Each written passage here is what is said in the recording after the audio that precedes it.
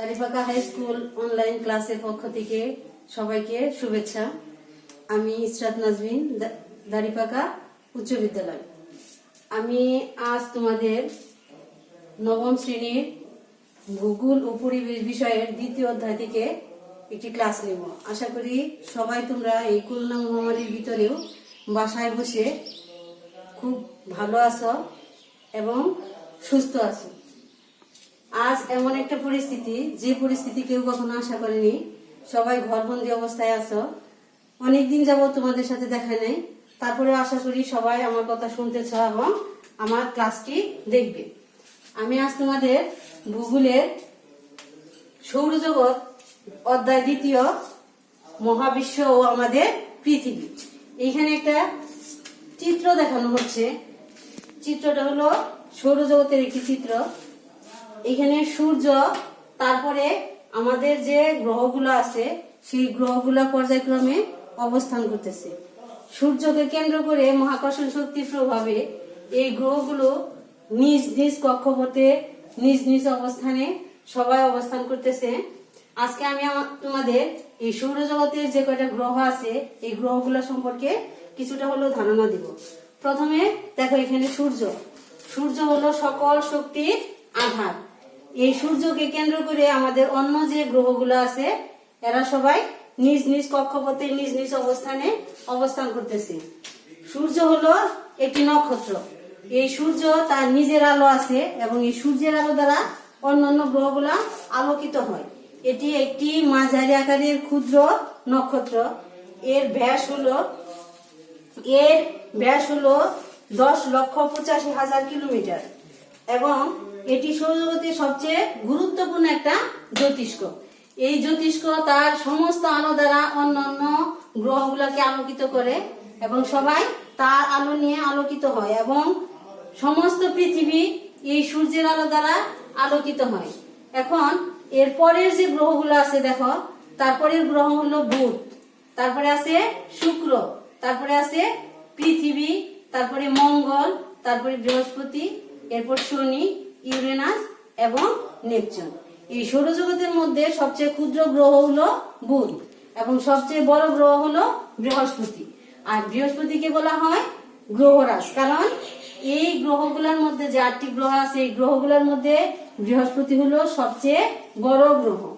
এখন আমি তোমাদের এই সৌরজগতের মধ্যে সবচেয়ে যে গ্রহের মধ্যে আমরা বসবাস করি, পৃথিবী, সেই গ্রহ সম্পর্কে আমি তোমাদের ধারণা দিব। পৃথিবী হলো আমাদের বাসভূমি বা আবাসভূমি। এই পৃথিবীর মধ্যে অন্যান্য জীব এবং উদ্ভিদ অবস্থান করে। এই পৃথিবী সূর্যের তৃতীয় নিকটতম একটি গ্রহ। পৃথিবী হলো সূর্যের তৃতীয় নিকটতম একটি গ্রহ। এর ব্যাস হলো, সূর্যের থেকে দূরত্ব হলো 15 কোটি কিলোমিটার আর ব্যাস হলো 12,667 কিলোমিটার। পৃথিবী একবার সূর্যকে প্রদক্ষিণ করতে পৃথিবী সময় নেয় 365 দিন 5 ঘন্টা 48 মিনিট 47 সেকেন্ড। আর এই জন্য 365 দিনে পৃথিবী 1 বছর হয় আর 365 দিনকে পৃথিবীর 1 বছর বলা হয়। এই 365 দিনকে সৌর বছর বলা হয়। চাঁদ হলো পৃথিবীর একমাত্র উপগ্রহ আর পৃথিবীতে একমাত্র গ্রহ যে গ্রহের মধ্যে সকল প্রকার জীব বসবাস করে। এই 8টি গ্রহের মধ্যে একমাত্র পৃথিবী যেখানে জীব বসবাসের জন্য উপযোগী। এর মধ্যে বায়ুর যে কয়টা উপাদান আছে সবগুলো উপাদান, অর্থাৎ মানুষ এবং অন্যান্য প্রাণী বসবাসের জন্য যে বায়ুর যে উপাদানগুলো দরকার, সমস্ত উপাদান এই পৃথিবীর মধ্যে যথেষ্ট পরিমাণে আছে। অন্য যে গ্রহগুলো আছে সেই গ্রহগুলোর মধ্যে এরকমের উপাদান নাই। এই জন্য পৃথিবী হলো মানুষ এবং অন্যান্য জীব বসবাসের জন্য সর্বোত্তম একটি গ্রহ। আর এই পৃথিবীকেই বলা হয় সবচেয়ে শ্রেষ্ঠ গ্রহ। পৃথিবীর একমাত্র গ্রহ।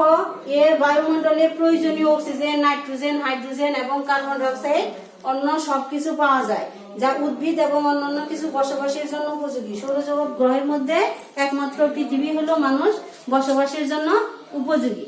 তাহলে আমার আজকের পড়া হলো পৃথিবী, আর এরপরে হলো মঙ্গল, বৃহস্পতি, শনি, ইউরেনাস এবং নেপচুন।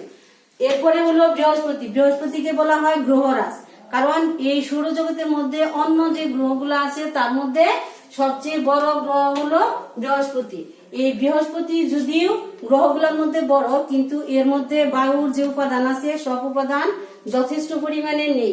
এই জন্য এখানে অন্য গ্রহগুলোর মতো এখানেও প্রাণীর কোনো অস্তিত্ব লক্ষ্য করা যায় না, একমাত্র পৃথিবীতেই প্রাণীর অস্তিত্ব লক্ষ্য করা যায়। তাহলে তোমরা এই পৃথিবী সম্পর্কে বাসায় পড়বে এবং পৃথিবী কেন সকল প্রাণী বসবাসের জন্য উপযোগী এই বর্ণনাটা তোমরা শিখবে। এবং আরেকটা পড়া রয়ে গেল তোমাদের কাছে, বাড়িতে বসে পড়াশোনা করবে, সেটা হলো বৃহস্পতিকে কেন গ্রহরাজ এবং বড় গ্রহ বলা হয়।